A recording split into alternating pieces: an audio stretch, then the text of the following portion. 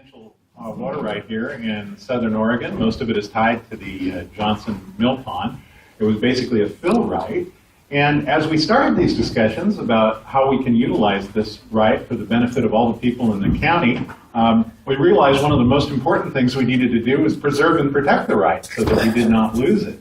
So one of the first things that we did was to temporarily place this water right in an in-stream water right with the Oregon Department of Water Resources. So this protects the right because when a right's not actively used, it basically can go away and be canceled. So that was kind of the first move.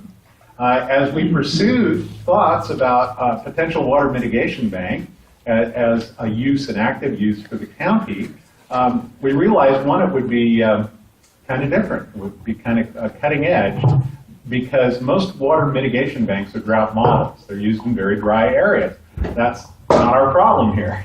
we have water. So this wouldn't be a drought model. And the other thing we wanted to talk about as we push this forward is, can we design a water mitigation bank that has maximum flexibility? In other words, so it could be utilized for a variety of uses. And the other thing that's of critical importance to the county is we don't want to ever lose this right. So if we put all of these rights, we put our water rights into a water mitigation bank, we basically want to put together a temporary lease model so we can lease these water rights out for multiple uses. Maybe, Ron, you could discuss just briefly about how we preserved our water right, what you had to do to protect it for the time being, so we can move forward on this discussion. Yes, Oregon law allows water rights to be placed into an in-stream lease situation with the Water Resources Department or other third parties. We placed it, entered into a short-term lease with the Water Resources Department to maintain that water right as in-stream for the duration until we decided we had another use for it. So, in essence, we parked it there, subject to us being able to pull it back out whenever we desired to do so. So, by parking that status, it stopped the clock on the 5-year abandonment and forfeiture type issues and allowed us to treat the water right though it's being used every year. So it preserved that water right. Now, the other thing that is very important to us as we looked at this, there are other water mitigation banks within the state of Oregon. But one of the things that many of them have had to do is undergo legislative and administrative rule changes. And we did not want to go down that path. And we're talking about a potential water mitigation bank. We wanted to design a bank that would function under current state law. So we wouldn't have to have a legislative change to accommodate it. And Ron, could you address that for the folks a little bit? We looked at it and how we could do this and be consistent with Oregon law. One of the scenarios we looked at was a temporary transfer where someone could enter into a contract with us and then transfer the water to some other place of use or type of use, with the idea that when they no longer needed it, they would transfer it back to our water bank. That was one scenario. The law does allow temporary transfers. The other thing that the law allows for is for limited licenses of water. So if someone has stored water, a second party could come up, enter into a contract with them for the use of that stored water, and then apply that water to another use. And they would apply to the Water Resources Department for a limited license. That's very common in the Medford area, in other areas where there's like Bureau reclamation projects. So that was another scenario of existing water law that we could take advantage of. The third scenario was simply that someone needed to provide some mitigation for the project, and doing so wanted to put water in stream as a mitigation.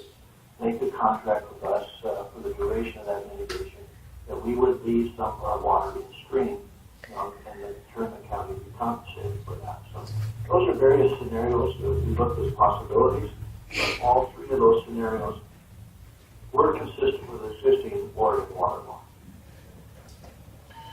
So when we're looking at designing a water mitigation bank that would allow us maximum flexibility, which is what we're looking at, so we could use it for a variety of uses. In other words, we could work out lease agreements for short-term periods of time under a variety of uses, consistent with Oregon law, so we don't have to get legislative change, and also be considered an active use. so we would never lose the water right.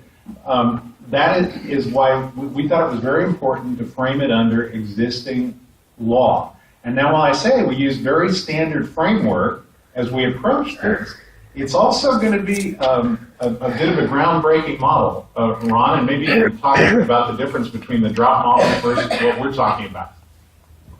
What we've seen in reviewing Western water law, we looked around for other water mitigation banks. The majority of them are designed with the idea that during drought conditions or just simply water shortage periods, that people would lease their water rights back to a bank and they'd be left in stream to make up for deficiencies that would otherwise be there.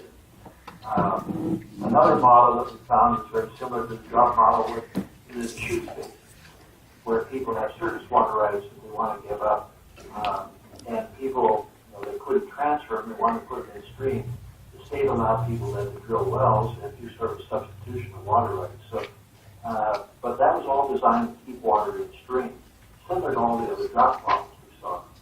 This one, ours is a little different. Ours is not only do we have that ability to keep it in stream, but we also have the ability, what we're trying to do is allow for future economic uses as well. So it's not just an in-stream use, it could be future economic uses as well. We've also taken a look, because of course budget is a principal consideration, and we've designed the bank to pay for itself. Now, I think the bank's going to do much better than pay for itself down the road as water becomes more and more valuable, and certainly mitigation options become more and more valuable.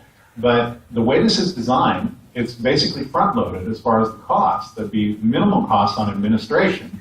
And then, Ron, maybe you can talk just a little bit about the range of what they get for an acre-foot of water in the state of Oregon. Well, there really isn't a well-established marketing system in Oregon, but we looked around and seen water rights being marketed, basically the difference on what, for example, in irrigation purposes, what an acre of dry land farm could produce versus what an acre of irrigated land can produce, and then that's been assessed as the value of the water right. Other cases, when it comes to industrial use, it's just whatever the fair market, what people can appreciate.